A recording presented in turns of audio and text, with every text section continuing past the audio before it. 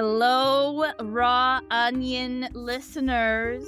It has been a minute, and we are back. We are very, very excited today. I am Stephanie Ohanessian, the host here, with my beautiful, beautiful co-host behind the scenes, Yoshie Barnett. And, we're starting April's series out, and we've done this last week with the young brain, and the way we talked about a child's developing brain was sort of the cornerstone in our topic this month because we feel like it's important, right? Before we go into so much of the crossroads in life, the neuroscience, what we're doing, how we're doing it, what's going on in our minds and our bodies, we felt, wait a minute, we haven't done a real good series on the different phases in life because we know from childhood to early adulthood to midlife to if we're lucky enough to have our geriatric brains when we get older, we don't talk about it. And we don't really uncover what's really going on. And, the midlife brain is what we're going to talk about today in episode 3. And this midlife brain of ours, we call it the Great Neural Recalibration. Because it is not really when things fall apart. That is a misconception that has been told until generations past, that it's something to be scared of, to kind of avoid all the different things. No, it's not. It's actually a really, really powerful moment in life.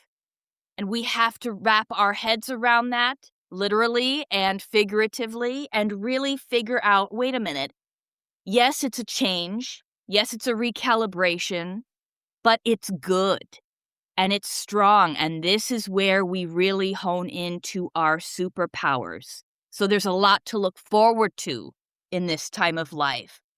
And what feels like disruption is actually your brain reorganizing what matters. Midlife is one of those most misunderstood phases of the brain. Because what people experience as burnout, emotional shifts, poor sleep, even identity loss, it's actually neurological recalibration. Your brain is changing how it processes reward, stress, and meaning. And because it is such a deep topic, we made sure to get an expert this week on the scene to help us dissect all of this good stuff that we're going to talk about. I'm not going to be here alone digging it up. We're going to an expert. And our expert today is Stephanie Koval. She's a neuroscientist turned integrative health coach. And, she's often asked, how did you get here? We've always been asked that question, right, when we do these pivotal life shifts. And she is definitely an expert in this pivotal life shift. So her journey into integrative health and nutrition coaching is a reflection of who she is. A deeply curious, passionate about helping others, human being, and personally invested in health and well-being.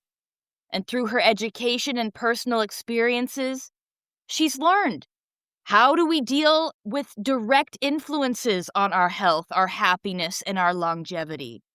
The power of those small daily habit changes is immense. And she works that into her programs because it's achievable. Her passion is helping people discover this empowering truth. And this is why we're going to really utilize her incredible expertise today. Because what did we say earlier? We just started out, but what did we just say? This is the time to really dig into your superpowers. So her expertise lies in blending her strong science background. She's got a PhD in neuroscience, folks, a master's of arts in psychology, and certifications in coaching and integrative health coaching.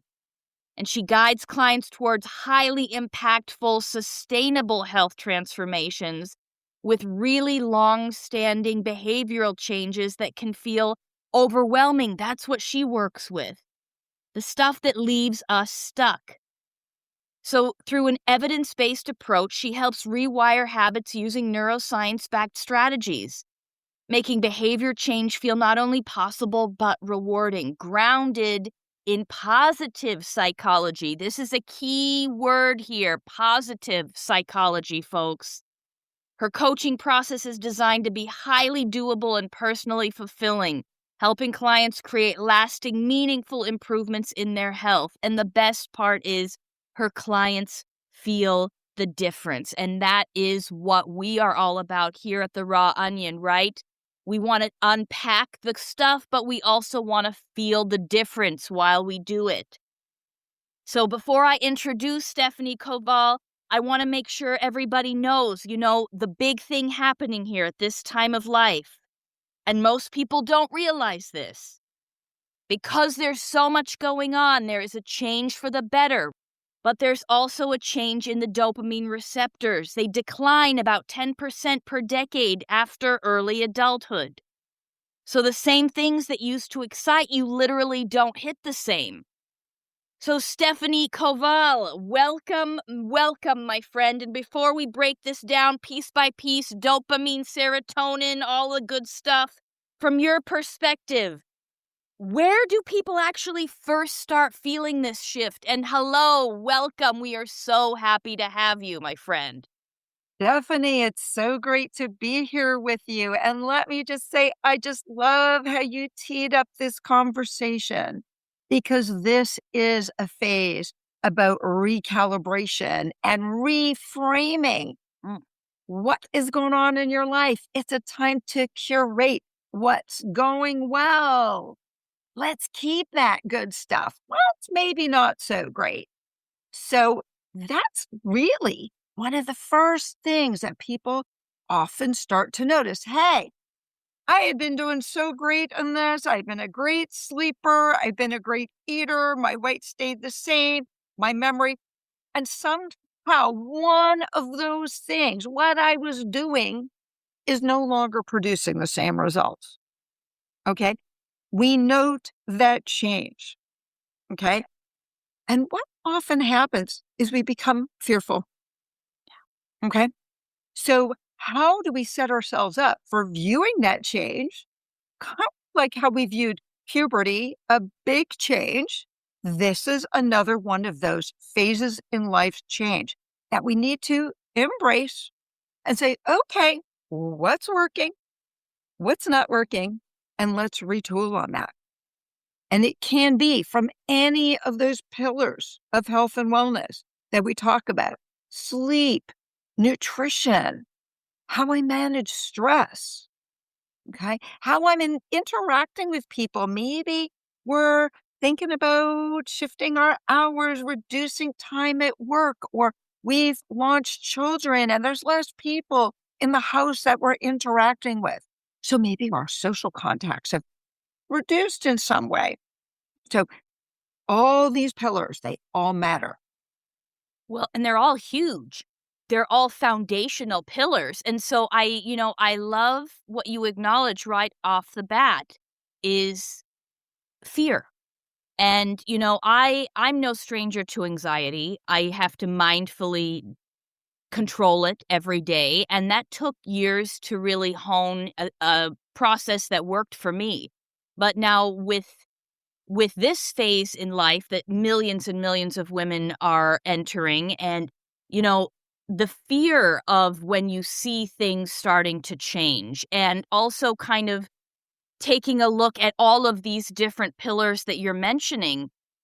In your experience, what's the number one pillar, let's say, that women come to you and say, wait a minute, I'm getting a little nervous here, this is freaking me out?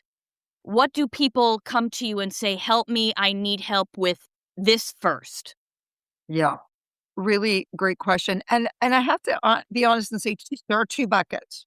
Okay. Really, two buckets. Okay. One is I work with a lot of people who work, spend a Yep. lot of time behind a desk.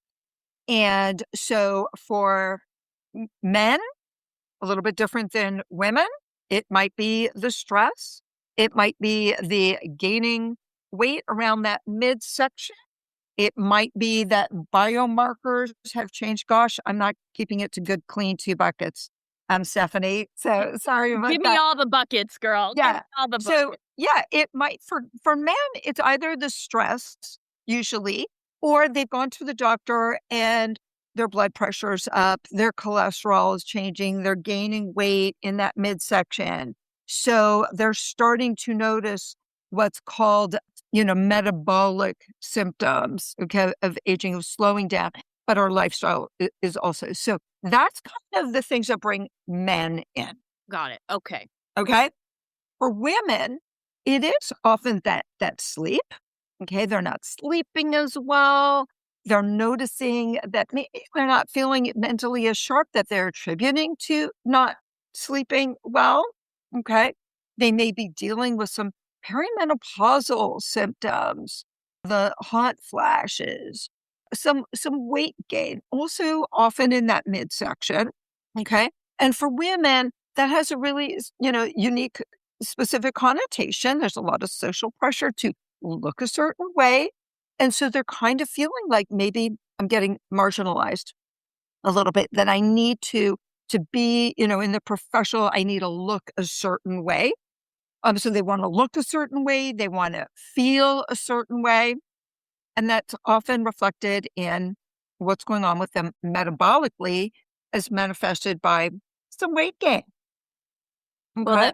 that makes sense, and even I was reading trying to prep for this because I know that you are such an expert at all of these departments and, just to try to keep up with you, I had read that even one poor night of sleep can increase emotional reactivity in the brain by up to 60%, which is wild to me to think. You mentioned sleep, that we all do it, but one bad night during midlife. And usually, when we joke about that in our 20s, we can pull an all-nighter, we can go out to the club and we show up and we're fine. And now, yeah, one night and we're 60% less reasonably active and cognizant in the next day than we would be if we had a good night's sleep. I mean, that is drastic. It is. And let's just say different people experience it differently. I love science, but the data does not always apply to every single person. There's a lot of bio That's good to individuality know, though. That's here. good to know. Okay. So yeah, like hear it with a grain of salt. And I think the journey I would encourage people to identify is what's right for you. Right. I love it when I see, podcasters or Instagram posters who've identified their truth, right? There's something that works for them and they're so convinced about it that they want everybody to try it because it worked so well for them. And I'm really going to encourage people to take a moment and discover their truth. And it might be you want to try that, but don't be discouraged if that's not your truth, but your truth is out there. Hear me. It is out there. So, back to, if I can go back a second, Please. Stephanie, when you were Yes. talking about, that fear, that anxiety, that sleep, that ability to not react as well without sleep. One of the things we're talking about when we talked about all these areas that can be affected by stress, nutrition, midlife hormone shifts is that gut-brain connection. Ooh, yes. Okay. Let's I go mean, into this that. is really what we know now, the great science on the gut microbiome and how it connects to the brain, because this is where we can detect changes and impact the change. Okay. So just to go a little bit science Please, nerdy on you please, here, girl. Okay. So, please. we can think about this gut brain connection, that vagus nerve that Tell connects. everybody what the vagus nerve is. So just so we are all educating ourselves equally here. Explain what the vagus nerve does. You bet. So the vagus nerve is a nerve that runs from your brain way down into your gut by many critical organs. It is the longest nerve in the body. It's responsible for heart rate. It goes by everything, but it also lands in that belly. And people often ask, well, why does deep breathing, or relaxation breathing, mindfulness based exercises, how does that work? to calm down the nervous system, the why on that. And here's the answer to that. I want you to think about this nerve as having like two branches. It's the autonomic nervous system, and there are two branches of this, the sympathetic nerve, okay, and the parasympathetic nerve. The sympathetic nerve is that I want you to think of it as the go, go, go pedal. Think of it as like the gas pedal in a car. When it's on, you go. And it's very important for our alerting system to danger. Okay. Very important. It is about survival, fight or flight. That's why it is called fight or flight. When that nerve is activated, our muscles are energized for flight. It's often, we can know it's on because we may be breathing shallowly. It might be hard to sit still. Okay. Our body wants to move. Our thoughts might be a little bit more flighty as well. Okay. Getting ready to run. Yeah, that proverbial Getting ready to run. Yep. Survival. Get away from fires, dinosaurs, whatever it is. Right? Whatever. Get away from danger. The complement to that is the parasympathetic nerve. And we can think of that as the brake pedal. Okay. It's also called the rest and digest pedal. Aha. Okay. When we do that deep relaxation breathing, we are pulling air deep into our belly, releasing air deeply from the deeper part of our belly. And that is pressing on that parasympathetic nerve. It's like pumping the brakes. That's fascinating. Okay. So, what have I already taught you here a little bit? If you really think about it, we can leverage all kinds of tools to dealing with pumping that brake in the context of a busy day, in the context of, white knuckled driving somewhere. Yeah. Okay. In the context of a meeting where you need to perform and you're feeling a little bit nervous. So that's sort of when you're experiencing that acute stress. Okay. We can really pump that brake a little bit. Sometimes when our hormones are out of whack with perimenopause, our body is actually under chronic stress. Or if we're working in an office and you've got a big project, lots of deadlines, you might be feeling more chronically stressed. That gas pedal is feeling kind of stuck to the floor. Mm-hmm. Okay.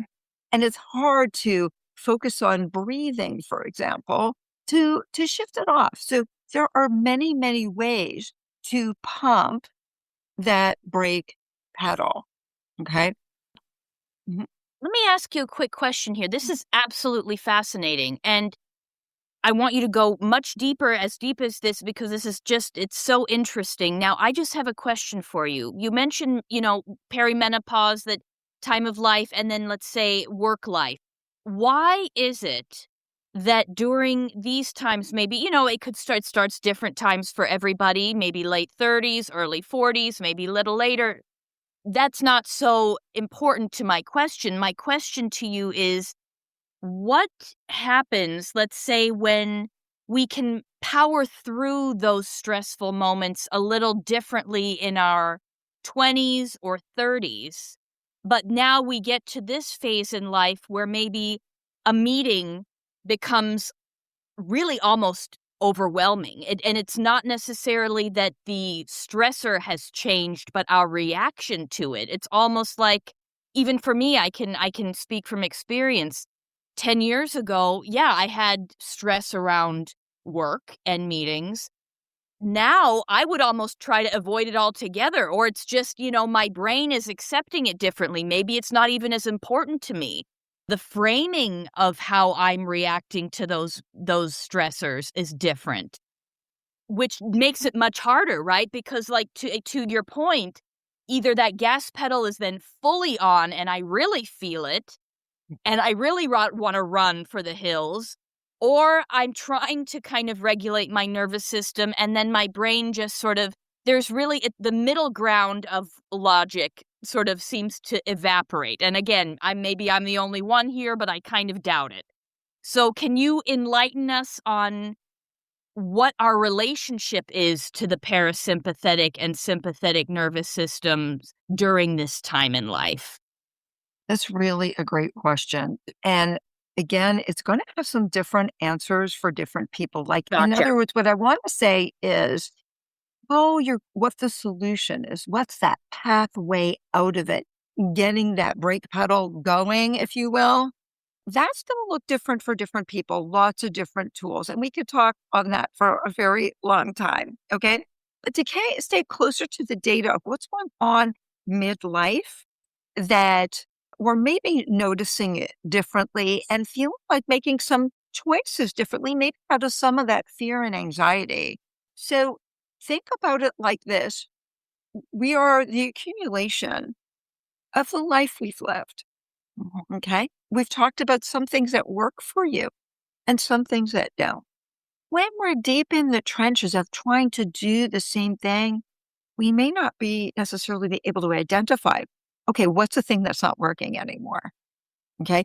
That's where stepping back, reflecting, taking stock of the good things that are working, hormonally, things are changing, and also inflammation in our body is accumulating.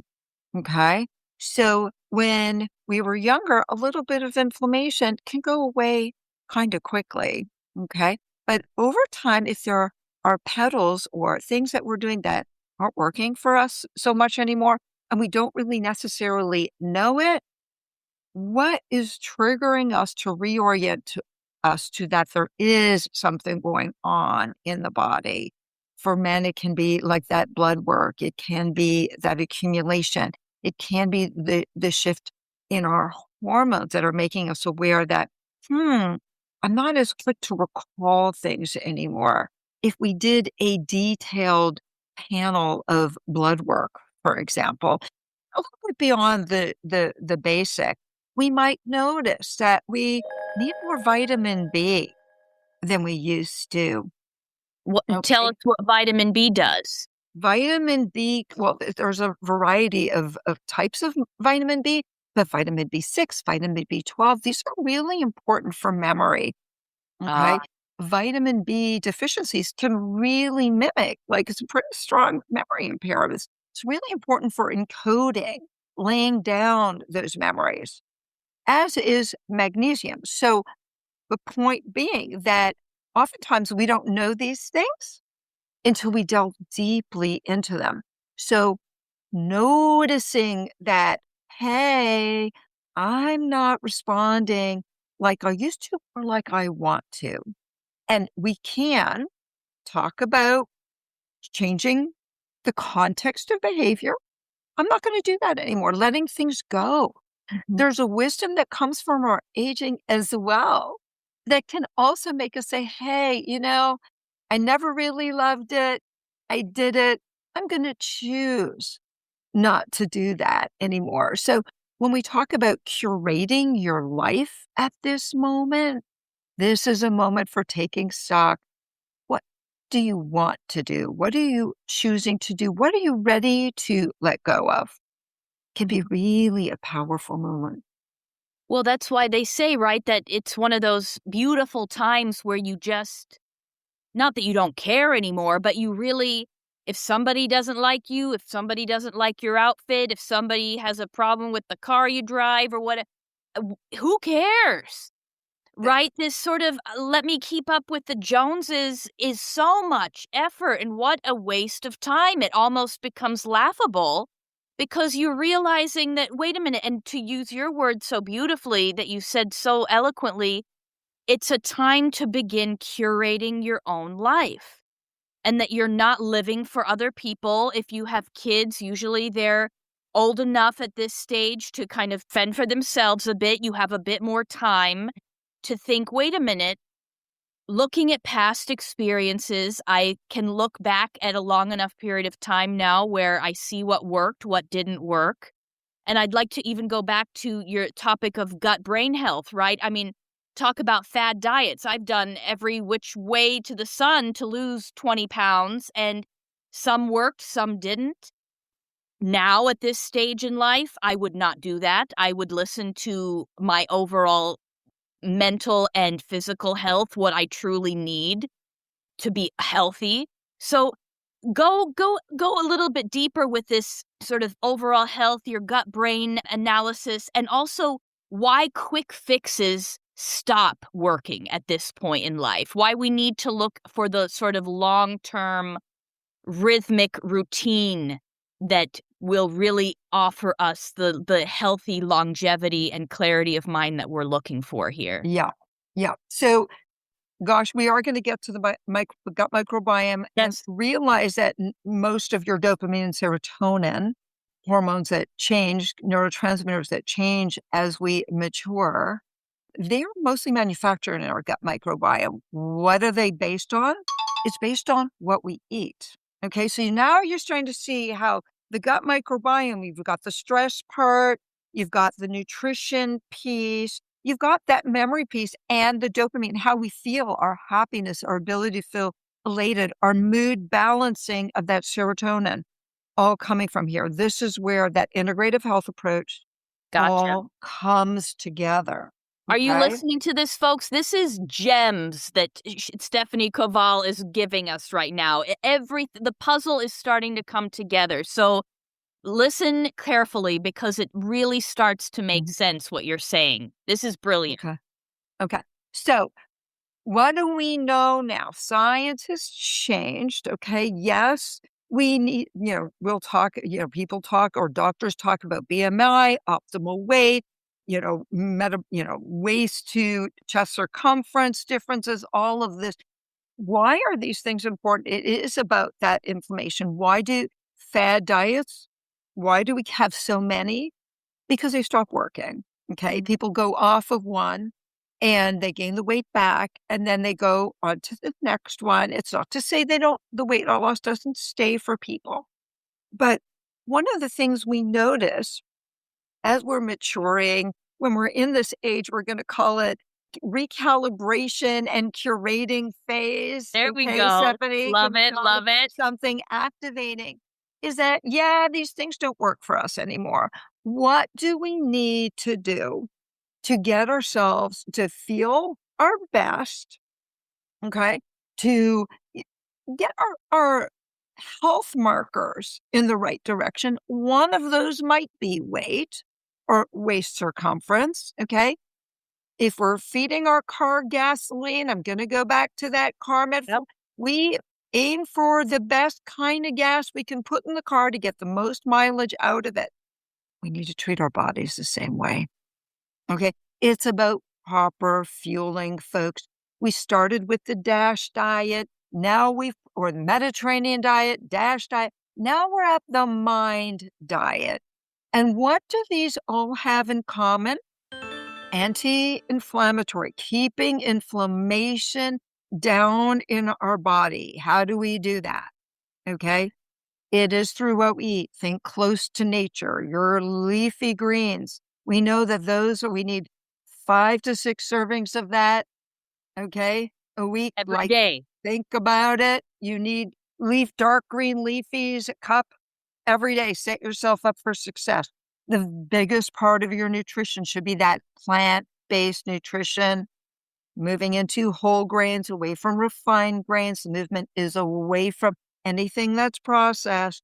Refined grains are processed, lean proteins. Okay. Now, let me ask you this Mhm. because I'm with you here. I'm going to re listen to this episode several times myself because I need to hear it more than once. But tell me about why it is so important to sort of mitigate inflammation at this point. I've heard you say this more than once now. What is this little culprit that's coming in and what is it doing Mhm. to us at this Mhm. stage in life? Well, we don't have to go too far back to think about COVID. Okay. And we have cytokines in our body. We've got all these markers that increase with inflammation. Inflammation can lead to neuroinflammation, arterial disease, and IBS. It can rear its head differently for different people. Got it. Okay. None of it's good. Keeping this at bay. Okay. Really, really limiting that processed food. Okay. Well, and this is just my very naive contribution to this little topic, but I even notice more so than I did a few years ago, even inflammation. Let's say if I indulge and have a hamburger, something a little extra salty, the way I swell up and I can feel that sort of extra fluid and I can feel that inflammation and I move slower. My joints are getting a little stiffer and I really feel the difference when I mindfully eat healthfully and then even a day of kind of saying, let's have a little fun, quote unquote, right? It's not worth that anymore, to be very real with you. It's not worth it. Yeah. I often challenge people to say, okay, do a day plant-based. Start with a green smoothie. Okay. Okay. Have a salad with protein with quinoa, whole grain for lunch. Same kind of thing, dinner, and see how you feel. Do Yep. it for a week. How do your joints feel? Because that inflammation can't build up in all those little achy, creaky places. Okay. Again, differently for different people. And there are lots of different ways to mitigate this. Movement, exercise, muscle building, really important in this age too. Really helps with inflammation. You might hear people saying women like, need infrared saunas, men need cold plunge. Some women like cold plunge too. What do these things do? They reduce the inflammation in your body and it helps you feel better. Okay. What does sleep do? Sleep clearinghouse, reducing the inflammation in your body. Okay. Laying down your memories better. Okay. Cleaning out your gut microbiome. There's a really important phase of cleaning, like a gazebo on an ice rink. Okay. Right. That goes on. It's called the migrating motor complex. And you might wake up in the middle of the night going, wow, I'm feeling hungry. My stomach is churning. And then you go back to sleep. You wake up a few hours, then you go, I'm not hungry anymore. Isn't that weird? That was probably your migrating motor complex doing its little cleanup. Okay, this is interesting. So it's almost like one of those robot vacuums that's going around your body, sucking up all of it's like detoxing. I love it. A much more updated version than my, Well, yours is much more sophisticated. Zamboni I'm cleaning the just ice. trying to to figure it out in my own brain, but this is fascinating stuff. Yeah, there's the Canadian girl in me coming out with the Zamboni. Yeah, Right, the ultimate Zamboni. There we yeah, go. yeah, yeah, yeah. So the point is they are all connected. Okay. And so we can, let's just hypothetically say we clean up our diet completely. Okay. But we're still getting less than 6 hours of sleep a night. We're going to have inflammation in our body. Okay. Like it's not a one and done. It's kind of all these pieces. So when we think about movement, what helps us get a good night's sleep at night? Okay. Yeah, getting some cardio during the right hours of the day. And that can vary from person to person where that piece belongs. Okay. That can help us sleep well at night and get some really good deep sleep. Okay. That Gotcha. restorative sleep, that's what makes us, the more deep sleep we get, the better we're going to feel the next day. Okay. The more restored we're going to feel when we wake up from our sleep. So you can start to see how it's what we eat, it's what we do, it's how we sleep. Okay. Yeah. Loneliness can create inflammation in your body Oh, wait a minute. Okay. because you're now hormonally can be depressing yourself, suppressing those hormones. You're not now having any oxytocin. You're not sharing a joke that may be making you laugh, right? Or feeling the empathy, that connection from other people. This is really interesting what you're saying because and again, I think COVID was a big shift in our society where we were sort of forced, not sort of, we were forced to isolate. It was very drastic. I would, not that this is an episode about that, but I can sense from many people that I know that there is post this for the last 6 years or so, there's been a big shift in how people interact with each other. Again, physically, there's less meeting in person. Now we've really normalized this sort of, and it is a great thing to be able to communicate online, but let's just say if you were sitting here next to me, I would love that, right? If I could teleport to you, I would prefer that.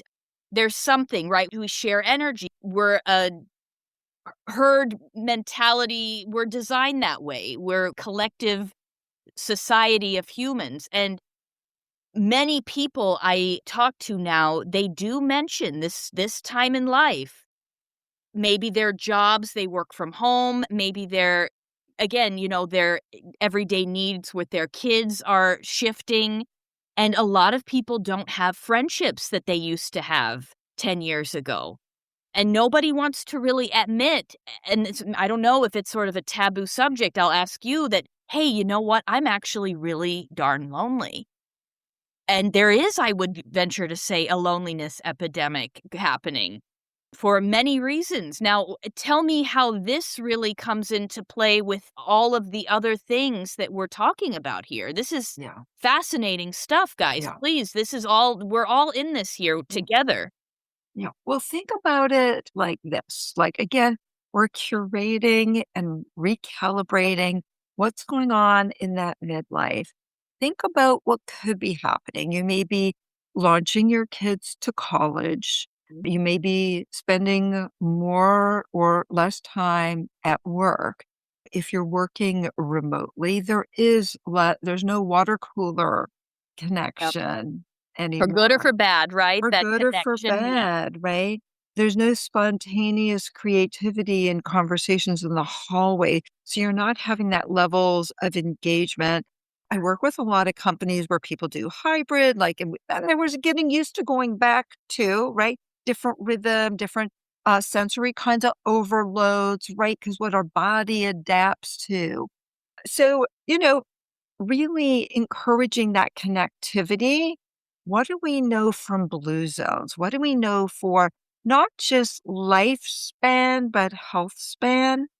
That social connected piece is extremely important to feel like you're part of a community of people. It might be that you are now, the thing to do is learn a game and join a group.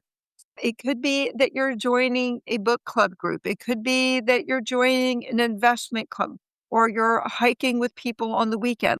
It's about how do you find that place that might be new and different from what it was 10 years ago, Stephanie.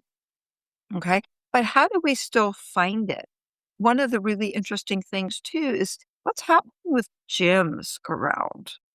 The movement during COVID, people got afraid to go to the gym. The gyms were closed. Yep. Okay. We were fearful that they would maybe never open again, those of us who are really movement focused. But now, if you look at the movement, there's a lot of social time there. And a lot of the other health metrics are being brought to the club now because it's a really important time. It creates the movement. It's about a healthy, hopefully healthy lifestyle. Like-minded people are Amen. Yep. potentially showing up there. So there's the option for a community. And so they're creating opportunities for those communities to collect. This reminds me of, and I'm sure you're versed in this sort of issue with the way we're heading in terms of the erasure of the third space, the proverbial third space, where it just really mirroring exactly what you're so eloquently saying is, we used to have these curated third spaces.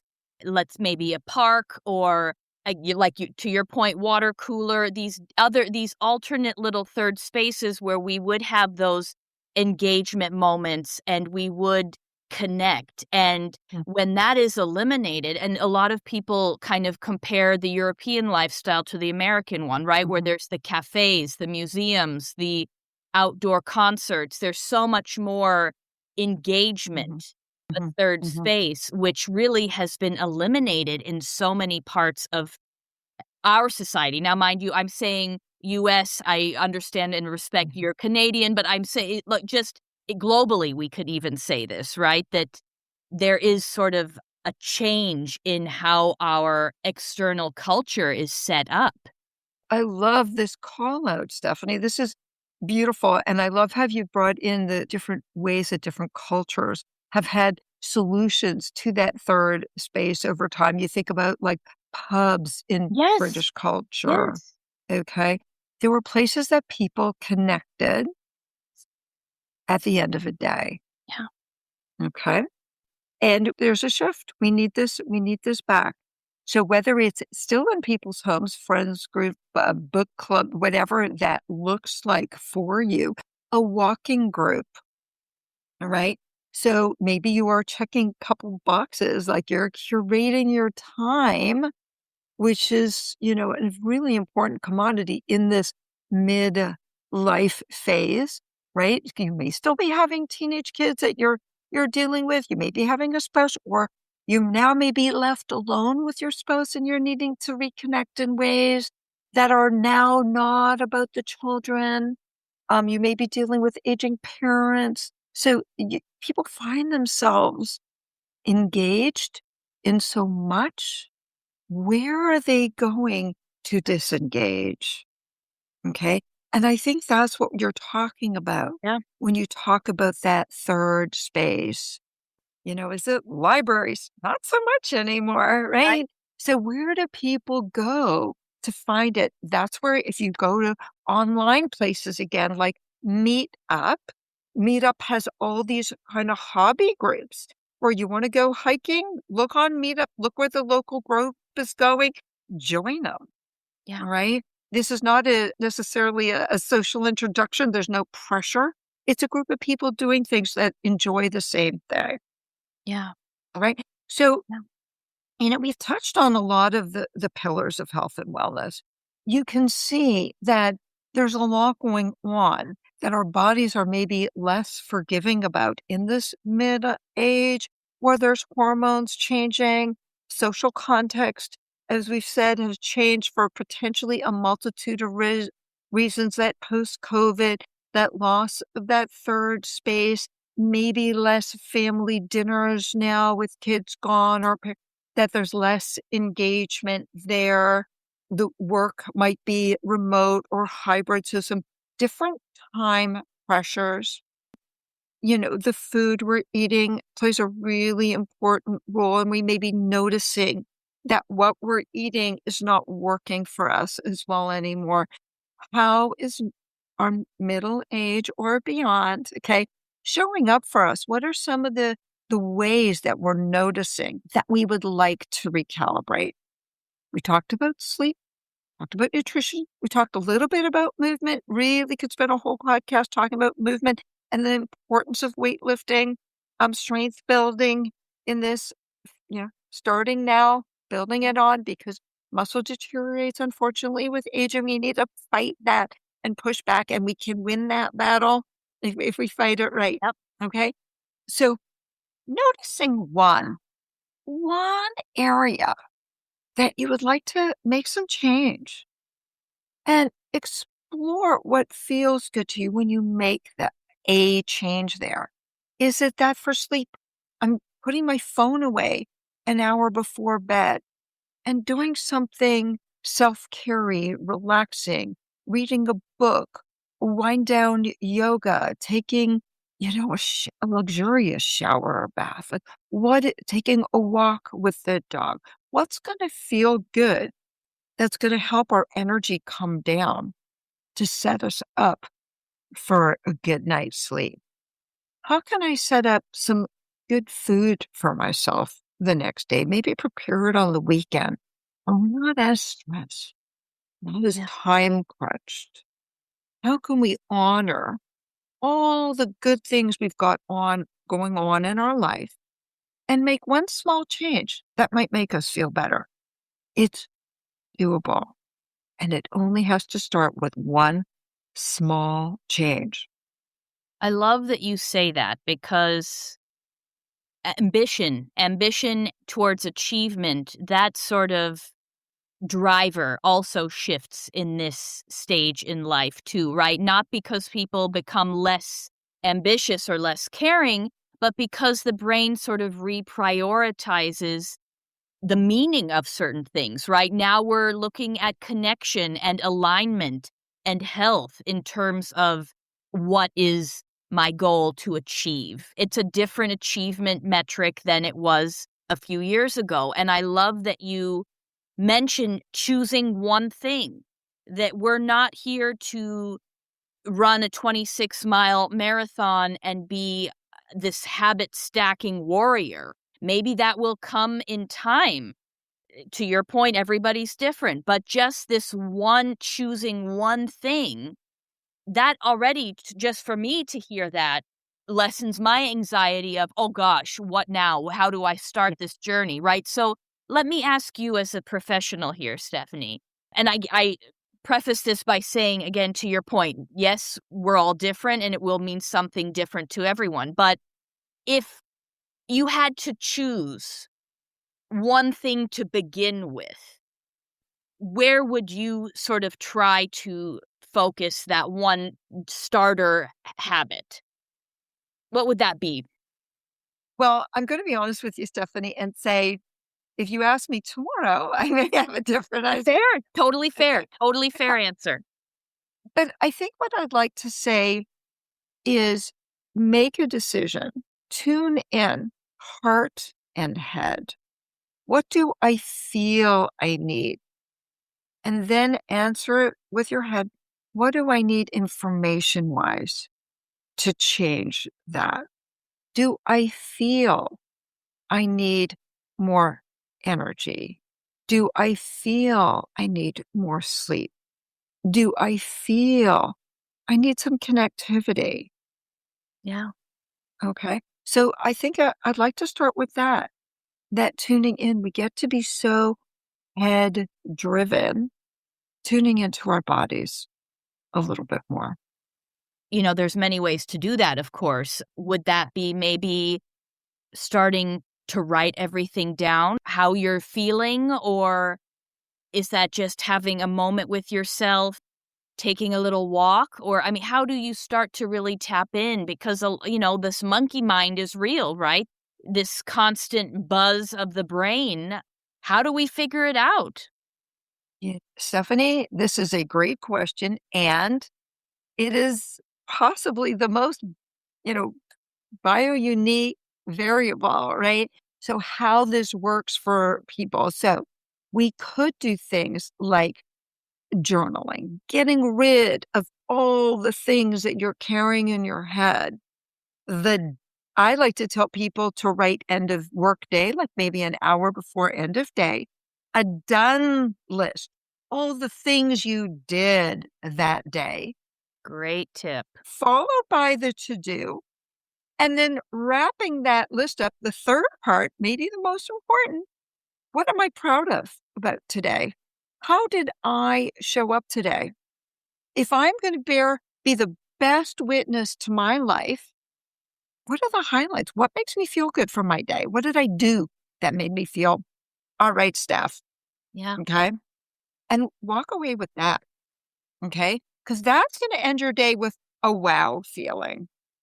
Okay. Not just another Monday or Wednesday. Okay. I did this today. I showed up like that. Okay. I want to do that again tomorrow. Okay. When you start to look at how much you've done in a day compared to what you have left to do, it builds a sense of empowerment Yeah. of what I can do. All is possible. I'm not going to get less stress because it's doable. So, what am I talking about? These are all feelings.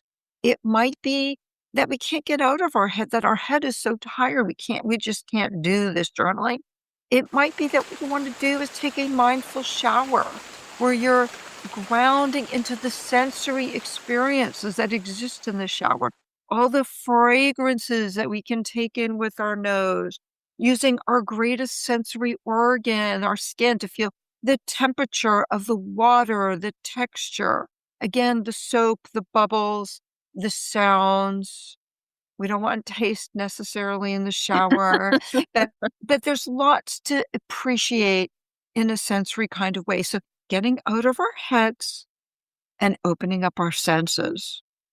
Positive intelligence has a lot to say about positive, what's called sensory meditations, grounding into those senses to get us that balance between mind and body just a little bit more to get those better aligned.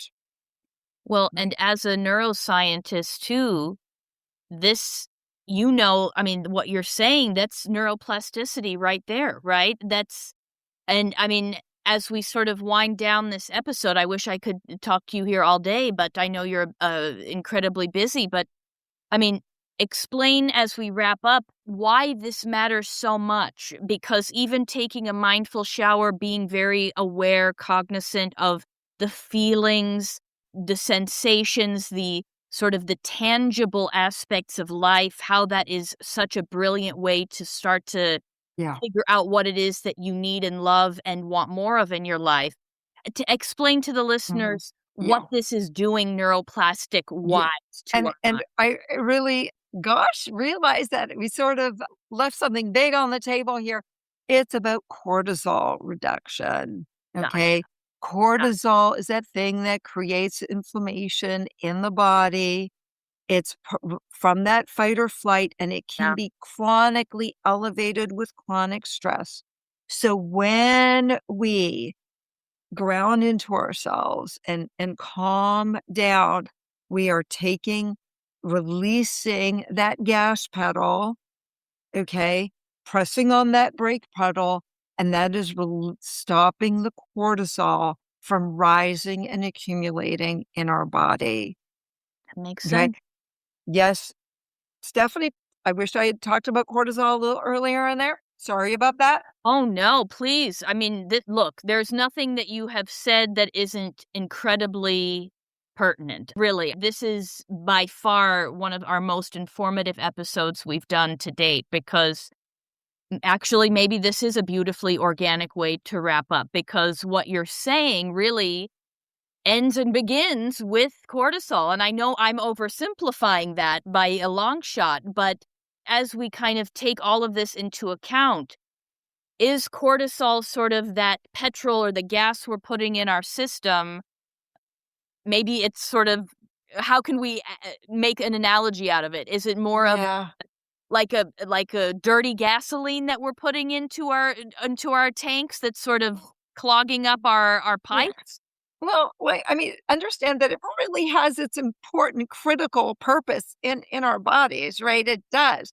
Again, it's part of that alarming system that we need that. But when we're sort of leaning into having it too much, we're going to call that a little bit like too much lead in the Gotcha. gasoline. Gotcha. Okay. Okay. Let's just Fair. liken it to lead. There's going to be some, but it's not as high octane as we could use.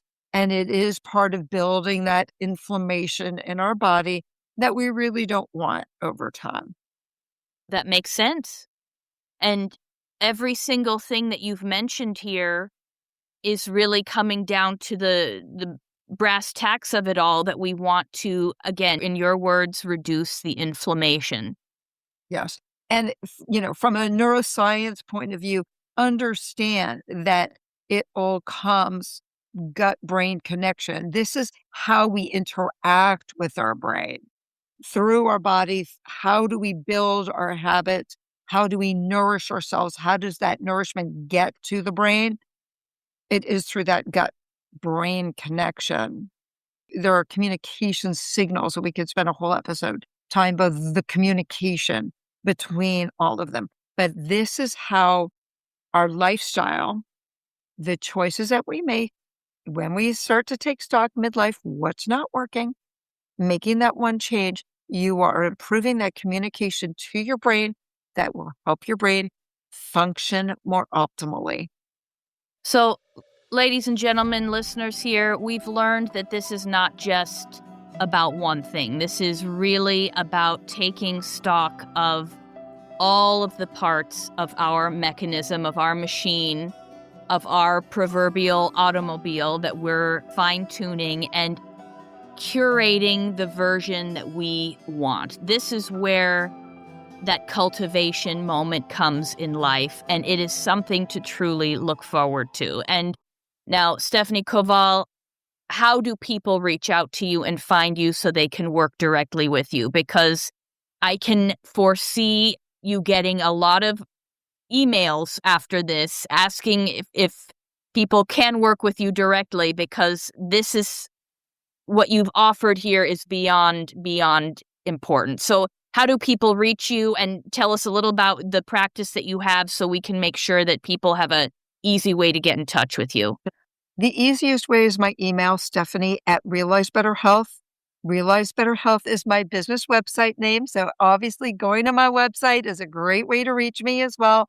I offer a free discovery call where we just get to know Great. each other, see if this is a good fit for you. My work is to help you make that curation, to go through this. Is that a word?